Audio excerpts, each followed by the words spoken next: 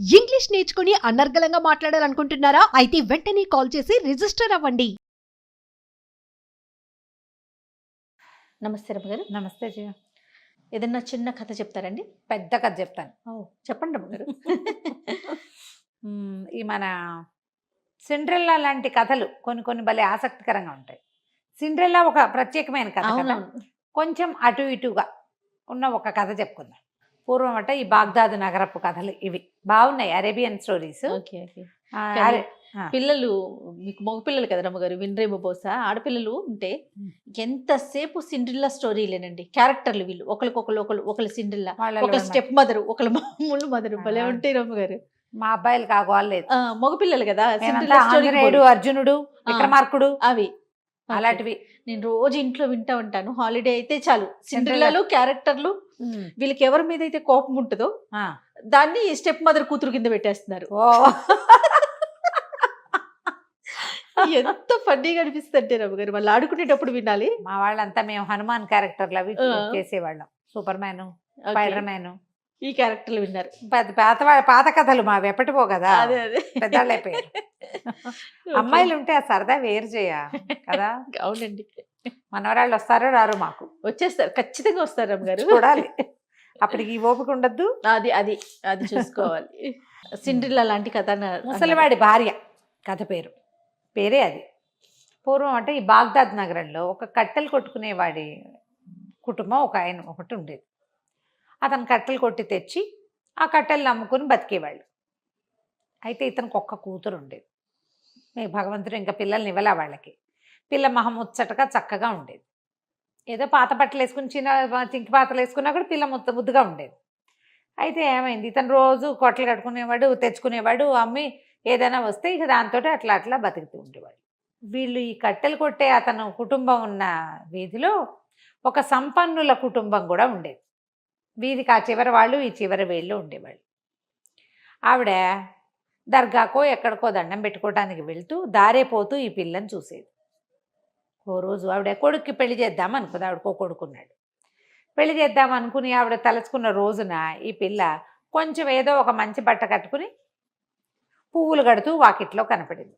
కనపడేసరికి ఈవిడ ముచ్చట పట్టలేకపోయింది. పిల్ల ఎంత ముద్దుగా ఉంది, ఇటువంటి పిల్లని కదా చేసుకోవాలి కోడలుగా. అంతకుముందు బాగుంది అనుకునేది, ఇప్పుడు కోడలు ఆలోచన వచ్చేసరికల్లా కనపడిన పిల్ల మీద మనసు అయిపోయింది. ఆవిడేం చేసింది, గబగబా వాళ్ళ ఇంటి వాకిట్లోకి వెళ్ళి, అమ్మాయి నిన్ను నా కొడుకు పెళ్లి చేసుకుందాం అనుకుంటున్నాను, ఇగో ప్రధానంగా నీకు ఉంగరం పెట్టినానని వేలుకున్న వజ్రపు ఉంగరం తీసి ఆ పిల్ల చేతికి పెట్టి, వాళ్ళ అమ్మ ఏదో గిన్నెలు తోకుంటుంది, తండ్రి అసలు లేనే లేడు. అక్కడి నుంచి ఈ పిల్లని నిర్ఘాంతపోయింది. మరి ఎవరో ఒకళ్ళు అలా ప్రధానాలు పెట్టడం ఆ కాలంలో అలా ఉండేది కాబోలు. ఆవిడ సంపన్న గృహస్థు కాదని లేకపోయింది. ఆవిడ వెళ్ళిపోయింది. వెళ్ళిపోయాక సాయంకాలం నాన్న వచ్చాక, మధ్యాహ్నం అమ్మ వచ్చాక చెప్పింది, ఇట్లా ఆవిడ ఉంగరం పెట్టి వెళ్ళింది అదని చెప్పింది. చెప్పేసరికల్లా సరే బాగానే ఉంది. ఈవిడ చుట్టుపక్కల అందరికీ మన సందు చివర కట్టెలు కొట్టే ఆయన ఉన్నాడు కదా, వాళ్ళ పిల్ల ముంతాజో ఏదో దాని పేరు, ఎంత బాగుందో దానికి ఉంగరం పెట్టి ప్రధానం పెట్టేశాను, మా పిల్లాడికి చేసుకుంటున్నాను అనేసరికల్లా ప్రతి వాళ్ళు ఏడ్చినట్టుంది. పిల్ల బాగుంటే చేసుకోవటం ఏమిటి, అటువంటి పిల్లలు మన దగ్గర మాత్రం లేరా, కులం గోత్రం చూడొద్దా, పోనీ కులము గోత్రం మన వాళ్ళే అనుకో, డబ్బు దశకం చూసుకోవద్దా, వాళ్ళ ఇంటికి మీ అబ్బాయి వెళ్తే వాళ్ళు ఏం పెడతారు, పప్పు చారు పెట్టే గతి కూడా లేదు వాళ్ళకి అని అందరూ తలా ఒక మాట అన్నారు. ఒక్కళ్ళు కూడా ఆవిడని సపోర్ట్ చేయలేపల. పోనీలే వాళ్ళకి లేకపోతే పోయింది, మనకు ఉంది కదా, పిల్ల ముద్దుగా ఉందన్నావు, అలాంటి మాటలు ఒక్కళ్ళు కూడా మాట్లాడాలి. పెళ్లి తెలివి నీతో 100 తెలివి అని ప్రతి వాళ్ళు అనేసరికి ఆవిడకి చాలా కోపం వచ్చేసింది. రుసరుసలాడుతూ వీళ్ళ ఇంటికి వచ్చింది రెండో రోజున. అని నా ప్రధానం క్యాన్సిల్ అని ఉంగరం లాగేసుకుంది. పిల్ల ఏడు మొహం పెట్టుకుని నుంచుంది. సాయంత్రం వాళ్ళ నాన్న వచ్చేసరికల్లా, నాన్న నిన్న పెళ్లి కుదిరింది, వాళ్ళ పెళ్ళి అయిపోయింది, ఆవిడ వచ్చి ఉంగరం పట్టుకుపోయింది అని చెప్పింది. గుండు మండిపోయింది. భగవంతుడా, నేనేమనుకున్నాను, అసలు పిల్లకి పెళ్లి చేయగలనా అని ఎప్పుడూ అనుకునేవాడిని. అలాంటిది ఒకరోజు పొద్దున్నే ఆశ చూపించావు నాకు, ఓ రోజు సాయంకాలం వచ్చేసరికి పిల్ల పెళ్ళన్నావు, ప్రధానం అన్నావు. సంపన్నులు గృహస్థులు, పిల్లవాడు బాగుంటాడు, వాళ్ళకి బోల్ డబ్బులు ఉన్నాయి, వాళ్ళే పిల్లని ముద్దుగా అడిగారు కాబట్టి బాగా చూసుకుంటారని నమ్మి నువ్వు ఉన్నావనుకున్నా. రెండో రోజు సాయంత్రం వచ్చేసరికి సంపన్నులు పోయినాయి, పిల్లాడు పోయింది, ఉంగరము పోయింది, అన్నీ పోయినాయి. చిచ్చి ఇలా కాదు, రేపొద్దున మసీదుకి వెళ్తా పిల్లని తీసుకుని, మసీదులో నుంచి మొదట బయటకు వచ్చి ఎవరిని నువ్వు పంపిస్తావో వాడికి ఇచ్చి నా పిల్లనిచ్చి పెళ్లి చేసేస్తా. నువ్వు ఉంటే ఉన్నావు లేకపోతే ఊడేవని దేవుడి మీద ప్రతిజ్ఞ చేశాడు. మర్నాడు తెల్లవారుజామునే పిల్లని చక్కగా అలంకరించారు వాళ్ళకు ఉన్నంతలో. పెళ్లి కూతురులాగా అంటే జల్తారు, మేలు ముసుగు ఏదో వేస్తారు.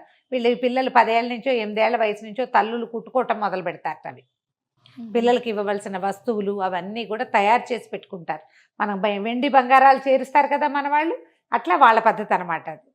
అని కుట్టేసుకున్నారు. ఆ కుట్టిన మేలు ముసుగు వేసి పిల్లల్ని అలంకారం చేసి పువ్వుల దండలు అవి వేసి ఏదో మొహానికి ఏదో కడతారు కదా, అవన్నీ గట్టి తీసుకుపోయి మసీదు వాకిట్లో నుంచున్నారు. మసీదు ఇట్లా పావుతక్కువ 5కి అయిపోతుంది. నమాజ్ అయిపోయాక జనాలు బయటకు వస్తుంటే మొట్టమొదటి ఒక ముసలివాడు ఎవరో వచ్చాడు బయట. ఈయన పోయి ఆయన చేయించేసుకున్నాడు. పిల్ల తండ్రి ఆ కట్టలు కొట్టే ఆయన పట్టుకుని, బాబు రండి మా అమ్మాయిని ఇచ్చి పెళ్లి చేస్తాను మీకు అనగానే ఆయన అన్నాడు, అయ్యా నేను ముసలివాడిని, ముష్టివాడిని, నాకిచ్చి పెళ్లి చేయటం ఏమిటి అంటే, కాదు బాబు మా పిల్లకి ఓ పెళ్లి సంబంధం కుదిరి మర్నాడు పోయిందండి. భగవంతుడు ఉన్నాడని నమ్మాను నేను. దేవుడికి చెప్పా, మసీదు నుంచి తొలిగా ఎవరు బయటకు వస్తే వాడికి ఇచ్చి పెళ్లి చేస్తాను. దేవుడికి ఇచ్చిన ప్రతిజ్ఞ నేను ఎలా కాదంటాను?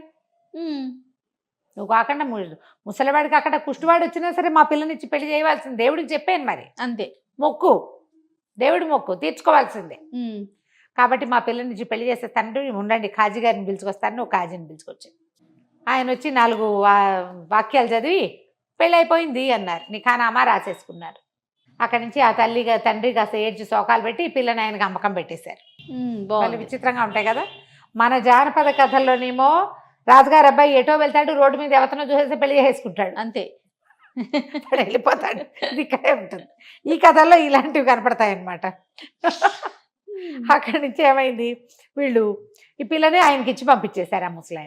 ఆ ముసలాయన ఈ మసీద్ నాకు ఎక్కువ దూరం నేను వెళ్ళను, ఈ మసీదు పక్కనే అని చెప్పేసి మసీదు పక్కనే ఒక చిన్న కొట్టం లాంటి ఒక గది ఉంది. ఆ గదిలో తీసుకెళ్ళి పెట్టాడు అమ్మాయిని. రోజు సాయంకాలం 5 రాగి కాసులు 5 ఒక రొట్టె తెచ్చి ఇచ్చేవాడు. కాపురాన్ని పంపేశారు. ఇక ఆ పిల్ల జోలికి వీళ్ళు వెళ్ళకూడదామా, నాన్న వెళ్ళిపోయారు. సాయంత్రం అయ్యేసరికల్లా 5 కాసులు తెచ్చిచ్చేవాడు, ఒక రొట్టె ముక్క తెచ్చిచ్చేవాడు. ఆ పిల్ల రొట్టె ముక్క తిని ఆ 5 కాసులతో ఏమొస్తే అదే కట్టుకుని అదే పెట్టుకుని అటగే ఉండేది ఆ గదిలో భర్త వచ్చేదాకా. సాయంత్రం వచ్చేవాడు, వెళ్ళిపోయేవాడు. ఇదే కథ నడిచింది. ఇంతలో ఏమైంది, కొద్ది రోజులు పోయాక ఈ తల్లి పిల్లని చూసొద్దామని వెళ్ళింది. వెళ్ళేసరికల్లా చిన్న గూడు లాంటి గుడిసె, అందులో ఏ పోషణ లేకుండా అర్భనాకారంగా తయారైన తన పిల్ల మురిగ్గా పాడుగొట్లాడుకుంటూ ఆ ఇంట్లో వస్తువులు లేవు, ఏమీ లేవు. పిల్ల ఏం తింటోందో, ఏం పోషణ ఉంది, అంతేగా. దాంతో ఆవిడ లబోది బొమ్మ నేర్చింది. అయ్యో పిల్ల ఇట్ట అయిపోయింది, చింకి గుడ్డలతో అయిపోయింది, బట్టలు లేవు, పాతలు లేవు, దీనికి ఇట్లాంటి పెళ్లి చేసాం, భగవంతుడు లేడా అని ఏడ్చింది. అక్కడి నుంచి మా ఇంటికి రమ్మనేసరికల్ పిల్లని రానమ్మా, మా ఆయన సాయంత్రం అయ్యేసరికి వచ్చేస్తాడు, భర్తను అనుసరించి వివాహాన్ని గౌరవించాలి, అది సిద్ధాంతం. మా ఆయన వచ్చేసండి, ఆయన వచ్చేసరికి మళ్ళీ తీసుకొస్తాను. ఇంటికి వెళ్ళాక సావిడ ఏం చేసింది, తల్లి శుభ్రంగా పిల్లకి తలెట్టి పోసి వాళ్ళకు ఉన్నంతలో తలెట్టి పోసి అన్నం పెట్టి కొంచెం తన దగ్గర ఉన్న మంచి బట్టలు ఏవో ధరింపజేసి కూర్చోబెట్టుకుంటే, ఈ లోపల ఏమైంది, వీళ్ళ వీధి చివరి సంపన్న గృహస్థు ఇంట్లో పెళ్ళి. ఏ కుర్రాడికైతే దీన్ని చేసుకుంటామన్నారో ఆ అబ్బాయి పెళ్ళిట. అక్కడి నుంచి వాళ్ళు పెళ్లి పిలుపుకొచ్చారు, పెళ్ళికి రమ్మన్నారు. ఈవిడంది, అమ్మ రావే, వాళ్ళ ఇంట్లో పెళ్ళి, మన వీధి చివరి మన చిన్నప్పటి నుంచి ఇక్కడే ఉన్నారు కదా, పెళ్ళికి వెళ్దామని అనేసరిగా పిల్లంది, నేను రాను వాళ్ళ ఇంట్లో పెళ్ళికి, మా ఆయన అడగకుండా నువ్వు రమ్మంటే నేనేటా వస్తానమ్మా, అట్లా రాకూడదు, నేను రాను. అత్తగారు ఏం చేసింది, పిల్లని వెంబడి పెట్టుకుని సాయంకాలం మసీదు పక్కన ఉన్న ఆ చిన్న డేరాకి తీసుకుపోయింది కూతుర్ని. తీసుకుపోతే ఏమైంది, అక్కడికి వెళ్ళాక అల్లుడు గారు, ఫలానా మా వీధి చివర ఉన్న సంపన్నుల ఇంట్లో పెళ్ళండి, మా చుట్టాలు పక్కాలు అంతా వస్తారు, మా వీధిలో వాళ్ళంతా వెళ్తున్నారు, మేము అదే అక్కడ ఉన్న వాళ్ళమే కదా, వాడకట్టులో పెళ్ళికి వెళ్ళకపోతే బాగోదు కదా, తెల్లారులేస్తే మొహాలు చూసుకోవాలి, మరి మా అమ్మాయిని కూడా తీసుకెళ్తానంటే మా అమ్మాయి రానంటుందంటే, ఎందుకు వెళ్ళావు, వెళ్ళన్నాడు ఆయన. అనేసరికల్లా కాదు నేను వెళ్ళను, నాకు ఇష్టం లేదు అంది. అనేసరికల్లా ఎందుకు, ఆ అబ్బాయిని నేను పెళ్లి చేసుకోవాల్సిన వాడు కదా, చక్కగా అలంకరించుకుని వెళ్దు కానీ ప్రేమలో పడితే వాడిని పెళ్లి చేసుకుందు కానీ అంటే, చీచి అంది అమ్మాయి. చీచి, నేను అట్లా చేసుకోను, నేను ససేమిరా వెళ్ళనంటే, నువ్వు వెళ్ళి తీరాలి, నా ఆజ్ఞ అన్నాడు మొగుడు, ఆ ముసలాయన. సరే, ఇంతలో ఈ అమ్మాయికి 5 కాసులు రొట్టె చేతిలో పెట్టాడు. ఆ పిల్ల రొట్టె తింటుండగా ఆయన వెళ్ళిపోయాడు. ఆయన కాసేపట్లో ఏమైంది, ఓ బండి వచ్చింది. ఓ బండిలోంచి ఒక 2 ఆడవాళ్ళు దిగారు. చక్కగా మంచి భలేగా ఉన్నారు వాళ్ళు, బండి కూడా సూపర్గా ఉంది. ఆయన వెళ్ళిన 1 గంటకు వచ్చారు వీళ్ళు. చీకటి పడుతోంది. అమ్మాయి రాత్రికి వెళ్ళాలి అంటోంది తల్లి. మీ ఆయన వెళ్ళమన్నాడు కదా అంటే, అమ్మాయి పాత బట్టలతోటి వెళ్ళకపోతే ఏమైందమ్మా పెళ్ళికి అంటే, ఆ బండిలో వచ్చిన వాళ్ళు ఇంత పళ్ళెం ఇంత పెద్ద సంచి పుచ్చుకొచ్చారు. పుచ్చుకొని లోపలికి వచ్చి, అమ్మాయి ఫలానా ముసలాయన పెళ్ళానివేనా నువ్వు అని అడిగారు. అవునండి అనేసరికి, మీ ఆయన పంపించాడు, నువ్వు ఎక్కడికో పెళ్ళికి వెళ్ళాలట కదా, నిన్ను అలంకరించమన్నాడని శుభ్రంగా అమ్మాయికి ఫేషియల్ చేసేసి హెయిర్ స్టైల్ నీట్గా అందంగా చేసేసి మంచి బ్రహ్మాండమైన లెహంగా తెచ్చారు. బట్టలు, వాళ్ళు తెచ్చిన నగలు, బట్టలు వీళ్ళ జీవితంలో వాళ్ళ ఊహ కూడా రావు. చక్కగా అలంకారం చేశారు. చేసి ఇంకో బండి వచ్చింది. ఈ బండి ఎక్కి పెళ్ళికి వెళ్ళమన్నారు. బాగుంది. అక్కడి నుంచి వేళ్ళకి ఉంగరాలు పెట్టారు. నువ్వేదైనా నీ ఒంటి మీద వస్తువుల్లో ఒకటి పెళ్లి కూతురికి బహుమతిగా ఇవ్వమన్నాడు మీ ఆయన అని చెప్పారు. పెళ్ళికి వెళ్తుంటే మరి పెళ్లి కూతురికి బహుమతి ఇవ్వద్దు. సరే, అక్కడి నుంచి తల్లి పిల్ల ఇద్దరు బండి ఎక్కారు. వెళ్ళమన్నాడు కదా భర్త. వెళ్ళారు. పెళ్ళికి వెళ్ళేసరికి పెళ్లిలో అందరూ నిర్ఘాంతపోయారు. ఇదేవరు, ఈ చందమామ ఇక్కడి నుంచి వచ్చింది, ఈ పిల్ల ఎవరు ఎవరు ఎవరు ఈవిడ మా కూతురే అంటుంది. ఇదేవిడు వీళ్ళ కూతురు ఇలా అయిపోయింది అని ఆశ్చర్యపోతున్నారు. అక్కడి నుంచి ఇంకా నిఖానామా చదవాలి, ఇంకా సమయం ఉంది కాస్త. పెళ్లి కూతుర్ని పెళ్లి కొడుకుని పక్క పక్కన నుంచోబెట్టారు. ఈ పిల్ల ఏం చేసింది, చేతికున్న ఉంగరం తీసి ఆ పెళ్లి కూతురికి తొడగబోయింది. తొడగబోయేసరికల్లా ఆ పెళ్లి కొడుకు దీన్ని చూసేసరికల్లా నిర్ఘాంతపడి అమ్మాయి కేసి చూడడం మొదలుపెట్టాడు. ఇవి పెళ్లి కూతురు ఉంగరం పెట్టించుకుంది. ఉంగరం పెట్టించుకున్నాక బాగుంది కదా అని ఇటు తిరిగేసరికల్లా పెళ్లి కొడుకు తరకేసి చుట్టాల ఆ ఉంగరం పెట్టిన అమ్మాయి కేసి చూస్తున్నాడు. చూసింది పిలిచినా పలకటాల వాడు అట్లా నోరు తెచ్చుకొని మైమర్చిపోయినాడు. దాంతో ఈ అమ్మాయి ఏం చేసిందో చేతుకున్న ఉంగరం తీసి విసిరుకొట్టి నాన్న అమ్మ అని కేకేసి, వీడు వచ్చిన దాని ఎవత్వం ఇంకో చూస్తున్నాడు, ఈ పెళ్లి నేను చేసుకోను, నేను వెళ్ళిపోతాను అనేసి ఆరవడం మొదలుపెట్టింది. అరిచినా వీడు ఇంకా పెద్దగా స్పృహలోకి రాలా, విరిపిస్తున్నాయి అరుపులు. అమ్మాయి కేసే చూస్తున్నాడు. ఇంతలో ఏమైంది, పిల్లంది, అమ్మాయి ఏమిటో ఇక్కడ గలాభాగా ఉంది, పదమ్మ మనం వెళ్ళిపోదాము, ఈ నగలు నాణ్యాలు వాళ్ళకి ఇచ్చేసేయాలి అని చెప్పి ఆ బండిలో తల్లి పిల్ల ఇద్దరు దాని ఒరిజినల్ గుడిసిందిగా అక్కడికి వచ్చేసారు. ఈ అమ్మాయి ఏం చేసింది, నగలు నాణ్యాలు అన్నీ తీసేసి ఆ వస్తువులన్నీ మూటగట్టి ఆ బండిలు పెట్టి, అబ్బాయి ఎవరిని జగించి ఇవన్నీ తెచ్చావో వాళ్ళకి ఇచ్చేసేయమని చెప్పి పంపించేసి, అక్కడేమో ఆ సంపన్న గృహస్థింట్లో పెళ్ళి అయిపోయింది. ఆ పిల్ల వెళ్ళిపోయింది కదా, మాటల మీరగా చుట్టుపక్కల వాళ్ళు అన్నారు, ఏమిందమ్మా అంత గోల్ చేస్తావు, ఆ పిల్ల వీడికి తప్పిపోయిన పెళ్ళాము, అది ఆశ కొద్దీ ఓసారి చూశాడేమో, చూస్తే ఏమైంది అని పొట్టాడారు. చుట్టుపక్కల వాళ్ళు అందరూ కలగ చేసుకుని మాట్లాడతారు కదా పెళ్లి చేయాలని. దాంతో వీడికి ఏమిటి, ఈఎంఐ అయినా మా అమ్మ నాకు తప్పించిన పెళ్లి కూతురు, అయితే నాకు అదే కావాలి, ఈ పోడి మొహద్దు నాకు వద్దన్నాడు. ఇలా అనేసరికల్లా ఆ పిల్ల తండ్రి వాడెందుకు ఒప్పుకుంటాడు, వాళ్ళకి తిక్కరేగింది. వాళ్ళకి మేము చచ్చినా మా పిల్లని వీడికి ఇచ్చి పెళ్లి చేయము, మేము ఇచ్చినవన్నీ మాకు ఇచ్చేసేయండి అని చెప్పి వాళ్ళు తెచ్చిన స్వీట్లు, హాట్లు, తట్టా పుట్టా బంగారం గింగారాన్ని మూట కట్టుకుని పట్టుకుని వెళ్ళిపోయారు. పెళ్ళి అయిపోయింది. ఈ పిల్లాడేమో అసలు ఆ పిల్ల ఎక్కడుంది, ఇది రావటం ఏంటి, ఇంత అందగత్తెని నాకు ఇట్లా చెడగొట్టేసావా అమ్మ అని అమ్మ మీద పడి ఏడ్చిపోట్టాడు.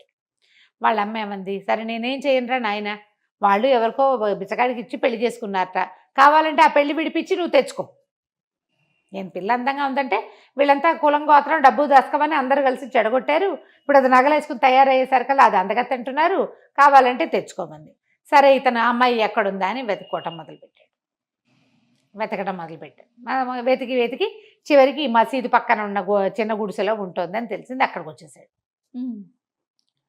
వచ్చేసరికల్లా పదే అడగటం మొదలుపెట్టాడు, నన్ను పెళ్లి చేసుకుంటే ఆ అమ్మాయి తెగ తిట్టిపోతుంది, నేను పెళ్లి చేసుకోవటం ఏమిటి, నువ్వు ఎవరితోనో చేసుకో, నాకు పెళ్ళి అయిపోయింది, పెళ్ళి అయిపోతే ముష్టివాడితో ముసలివాడితో ఎలా ఉంటావంటాడు. ఎలాగోలాగా ఉంటాను, ఎలా ఉన్నా సరే మా నాన్న దేవుడు ఆజ్ఞ మీద నాకు ఒక పెళ్లి చేశాడు, నేను దేవుడు ఆజ్ఞని గౌరవిస్తా, మా నాన్న ఆజ్ఞని గౌరవిస్తా, పెళ్ళిని గౌరవిస్తా, ముసలిగా ఉన్నా ఇంకోలా ఉన్నా నాకు నా మొగుడే కావాలి, నువ్వు నాకు పనికిరాదు.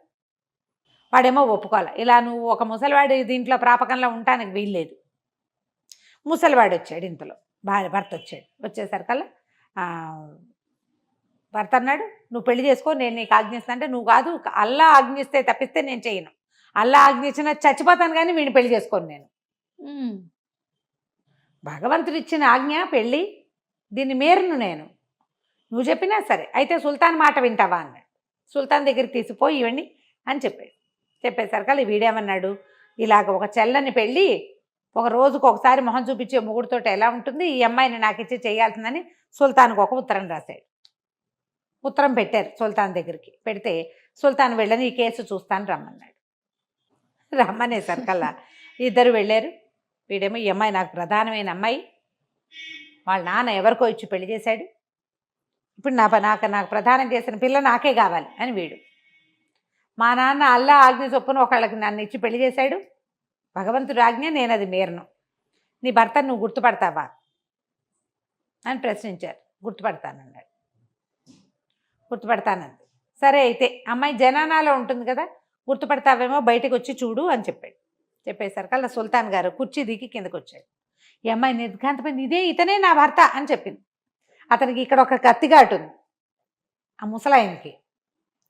ఇది సుల్తాన్ కూడా సేమ్ డిట్టో అక్కడే చోట ఆ జీబురు గడ్డ మీద ఇక్కడ ఒక ఘాటు కనపడుతోంది అనమాట. ఆయన భర్తకి ముసలతను కదా, ఇట్లా ముసలి గడ్డము, జుట్టు ఇట్లా జీబుగా ఉంటుంది, మొహంతో ఇలా కుంచుకుపోయినటువంటిది, వంగిపోయి నడుస్తాడు. ఈ సుల్తాన్ టైం అని చువలాగా నుంచుని ఉన్నాడు, కానీ అతని మొహం సేమ్ డిట్టో ఆ ముసలివాడి మొహమే. ఇక్కడ ఒక ఘాటు ఉంది, ఈ ఘాటు ఉన్నవాడే నాకు భర్త అని చెప్పింది అమ్మాయి. చెప్పేసరికల్లా ఒప్పేసుకున్నాడు ఆయన. ప్రజల్ని పరీక్షించటం కోసం నమాజులు చేయడానికి ఎంతమంది వస్తున్నారో చూడడం కోసం ఆయన మసీదుకి వచ్చాడు. వచ్చి ఆ మామూలు సుల్తాన్ వేషంలో రకణ, అతను యువకుడు, మారు వేషంలో ముసలి వేషంలో వచ్చాడు. ఆ ముసలి వేషంలో ఉన్నవాడికి ఈ కట్టెలు కొట్టే ఆయనే తన పిల్లనిచ్చి పెళ్లి చేశాడు. ఈ పిల్ల నిజంగా ఈ పెళ్లిని నిభాయించి ఉంటుందో లేదో చూడడం కోసం 3 నెలల సమయం పెట్టుకుని 3 నెలల నుంచి ఆయన వచ్చిపోతున్నాడు, కానీ ఆ పిల్లని తన ముసలి రూపంతో కనబడ్డాడు. అక్కడి నుంచి ఈ సంపన్న గృహస్థు కొడుకుని పంపించారు బయటికి. వివాహితని మళ్ళీ పెళ్లి చేసుకుంటాను అనకూడదు, ఆమె ఆ పెళ్లి వద్దనుకుంటేనే నువ్వు రావాలి, కానీ ఆమె ఆ పెళ్లి కావాలనుకుంటే నువ్వు రావడానికి వీల్లేదు. ఈ అమ్మాయి ఈ దేశపు యువరాణి, నా భార్య అని ప్రకటించారు. సూపర్. ఒక సంపన్నుడికి పనికిరాని పిల్ల సుల్తాన్కి పనికొచ్చింది. సుల్తాన్ భార్య అంటే మరి దేశానికే మహారాణి కదా, చిన్న ప్రాంతం అయినా కూడా. అక్కడి నుంచి అమ్మాయిని సాధారణంగా రాజుగారి జనానాల్లోకి, అంతఃపురంలోకి తీసుకుపోయారు. కథకంచికి మనం ఇంటికి. సూపర్. నమస్తే రమ్య. నమస్తే.